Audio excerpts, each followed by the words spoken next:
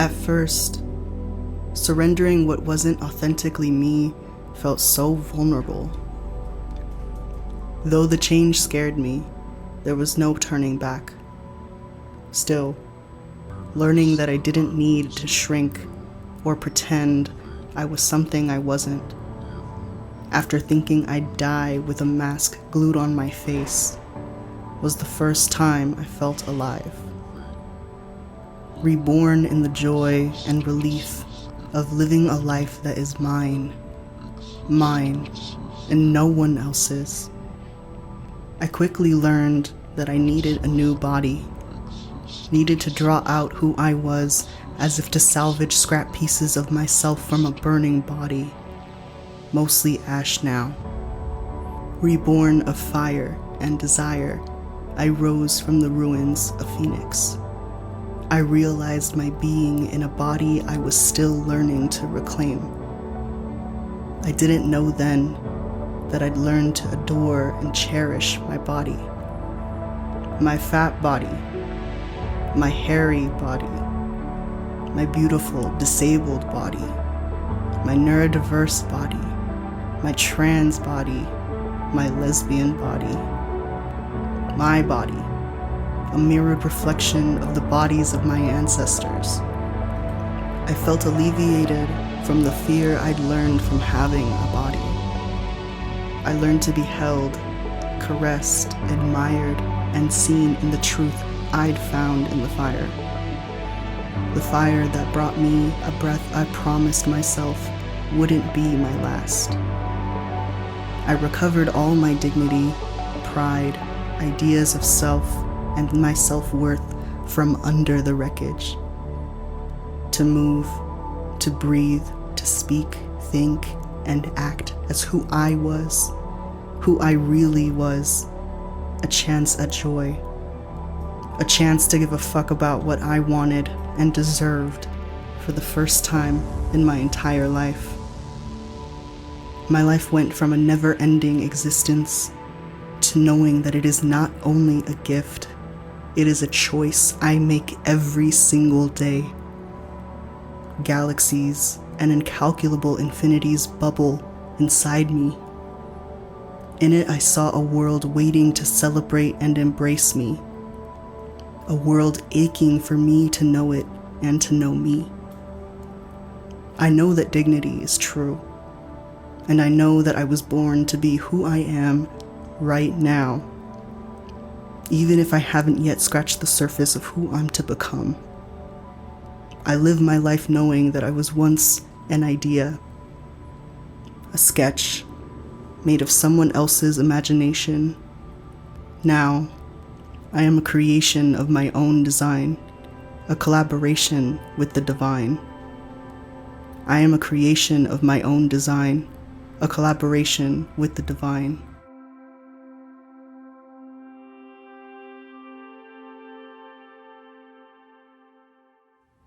When I was 5, I lived in a house where in my room was a large wood door that no one else could see, a door just for me. When I was alone, I would whisper my secrets through the keyhole, as if on the other side lived my best friend, someone who would hold my whispers close to their heart as if they were their own, someone who knew the feelings I revealed to no one else. Then we moved, and I feared someone new would move in and open my door, and all my secrets would come tumbling out, but the door moved with us. Except now it was the door whispering, "Why won't you open the door? Why won't you open the door?" I got scared and stopped talking to the door. It followed me everywhere, and I could hear it when it got quiet. "Why won't you open the door? Why won't you open the door?" As I kept ignoring it, it eventually stopped whispering, stopped following, except for when I'm wearing a crop top. The sun sitting so high on my cheekbones that my eyelashes curl away in shame, and a lady mistakenly calls me ma'am, and I run to the mirror to see who was wrong. "Why won't you open the door? Why won't you open the door?" Or when last winter my mom, braiding my hair, pulled my head back to kiss me softly on my forehead and told me how so very proud she is that I'm her son. There it is, in a corner. Why won't you open the door? Why won't you open the door?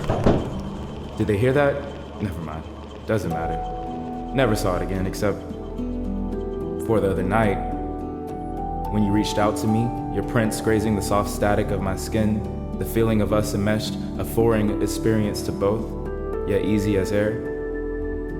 But then there it is, in your eyes, your thoughts, planted there, revealing your questions. I pull away. Why won't you open the door? Why won't you open the door? Eventually, I've had it. I'm tired of running. I'm tired of fear. I can't keep ignoring my secrets, myself. I reach for the handle and pull back.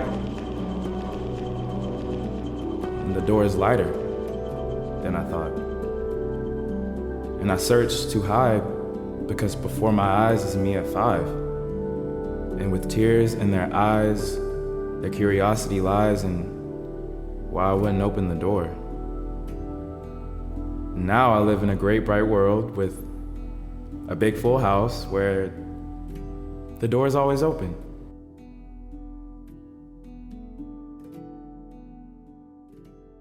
There is a moment where you begin to believe who you are, when you move from dream to reality. The names you call yourself sound like music, and when someone else calls out to you by those names, it feels like dancing. When you share yourself with the world shamelessly, in no need of a response at all. I sit across from my father, nervous, hands shaking towards lukewarm coffee I haven't been able to drink, scared it might come right back up, but strength prevails, and through broken Spanish and stuttered English I tell him purple. I explain purple, what feels right, purple, who I really am, purple. There is a moment when fear becomes fuel, where clothes fit like silk gloves, mirrors become best friends, and every selfie a celebration. I'm biking through my hometown. It's summer, and underneath my pants and jacket, a long black dress from my sister's closet, my abuela's necklace, a thumping fear. It's the first time I've ever worn a dress out in public. It's noon and the sun beats. My mouth dries and I can feel the sweat pour down my back, and at one point it's just too hot to keep riding. So I pull over and try to get my pants off. They're the kind that has a zipper at the ankle so I can pull them off without having to remove my shoes, but I'm fumbling with a zipper. Halfway visible is my dress. People are staring, my heart's beating, and I'm fucking scared. Finally I get them off and quickly yank my arms to the jacket. The cool air feels good. I have goosebumps from bravery. I put my headphones back on, press play, turn the volume all the way up. The music becomes a mantra, a spell for protection, and I continue to ride. There is a moment when love feels light, when you see a matching flame the same color as yours, when you stop trying to make it work and it just does. You hold my face in your palms, I kiss your fingers, scratch my prickling hair. Your cocoa butter rubs on my skin feels like an electric field, or an acre of wildflower printed blouse and heavy jeans hanging loose off your hips. My fade, your braids fall over me, and there is nothing but us, and the world has never seemed this at peace. My nail polish against your sun-kissed the side of my mouth as I walk my fingers up your back, around your torso pressed into me. I want you pressed into me. I just want to lay and hold you, feel so comfortable. Stay here with me. You and I whisper, isn't this great? Me dijiste sí, mi semilla. I can't wait for our garden to continue to grow. There is a moment when you have broken everything down, and a bridge forms where rubble once laid, and on that bridge a parade. There is a moment. What's yours?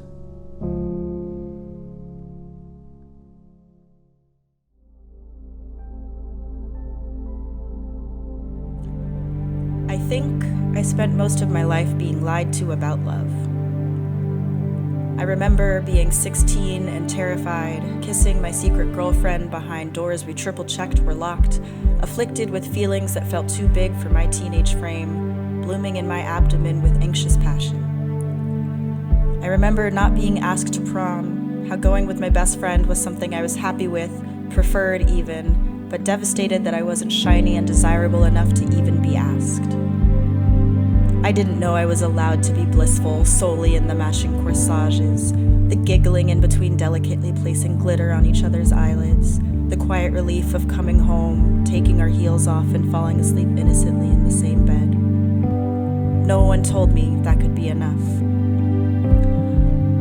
I remember being 18 and chapped-lipped, staring blankly ahead while a boy with bad breath I had pinned too many of my adolescent hopes to told me, in my own home, while holding my hand a little too tightly, that I was just too broken to be loved.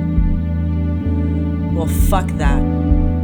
Because I have managed to find a life that makes sense to me amongst so much chaos and noise.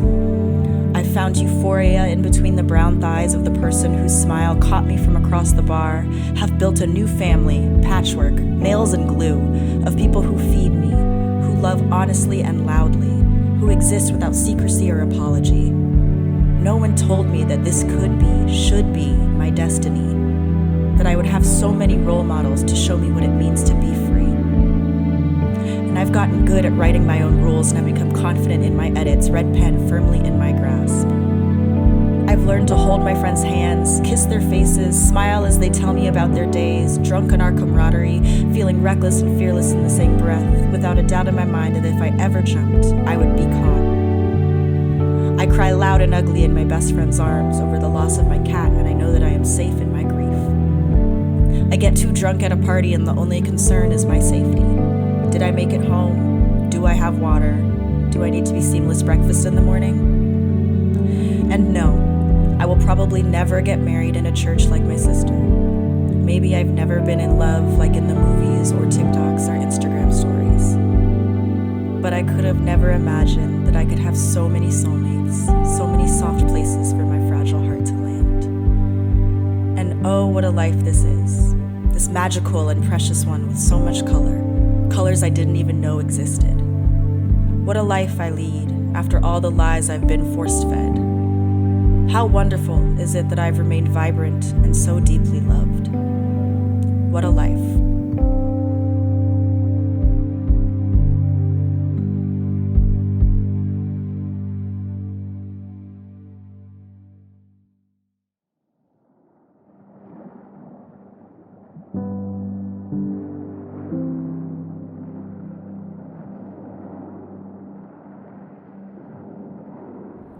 If light travels faster than sound, then why do I remember the scamper of tiny footsteps coming first? That percussion of sketchers crunching leaves, or was it the laughter, the bird song, the call and response of "you ask, no you," before that prayer spilled all the way out? Are you a boy or a girl?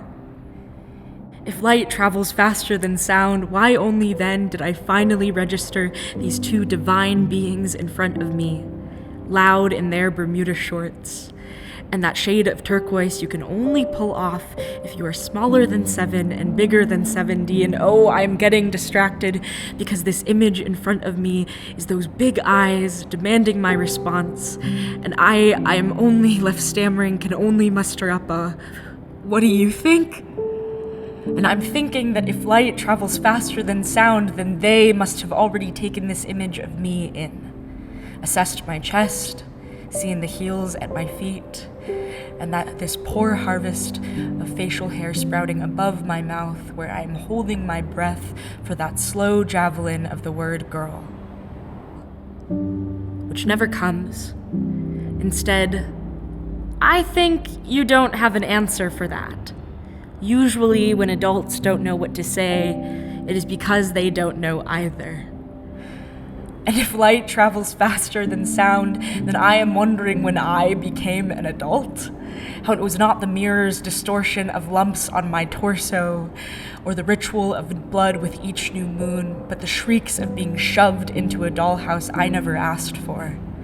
Every lady like a sucker punch, baby girl a rod piercing through my temples. If light travels faster than sound, maybe I learned to voice my own blows before anyone else could lay a fist or a glance on me. But I am not fighting anymore. I can't. You're not supposed to, not in front of these tiny deities who are listening and naming me in their own image. And my dead name couldn't imagine herself living past 20, and I'm glad to tell her that she was right. But how could transition be any kind of death when the branches of my being are just beginning to bud again? Every time someone calls me a pretty boy, or when my mother, whose mothered tongue has no gendered pronoun, in a lazy translation of ta, will he him my ass in all of its testosterone shrunken glory, and who knew that puberty too was just a return to childhood? An undo button for the first one, and oh, it all makes sense now, doesn't it? How light must travel faster than sound, at least in the ways that children see me clearest. How recognition of my body can shift from blow to blossom to bloom, and I am learning to recognize myself again. By which I mean lately, transness has not meant a new self. Instead, I'm remembering who I was in my first self, which is to say that gender euphoria is recognizing myself most in the photos of when I too was a child, with tiny footsteps and turquoise everywhere. And my friend Rayleigh tells me that my smile has returned, the same one from those childhood photos. And suddenly I am blossoming again, and everything is possible, is a playground delectable. Boy juice in the form of tea gel pulsing through my veins has me hungry, and there is so much to consume. And when I reach for seconds, I can already hear the sound traveling now, of someone telling me that it is okay, and that I too am still a growing boy.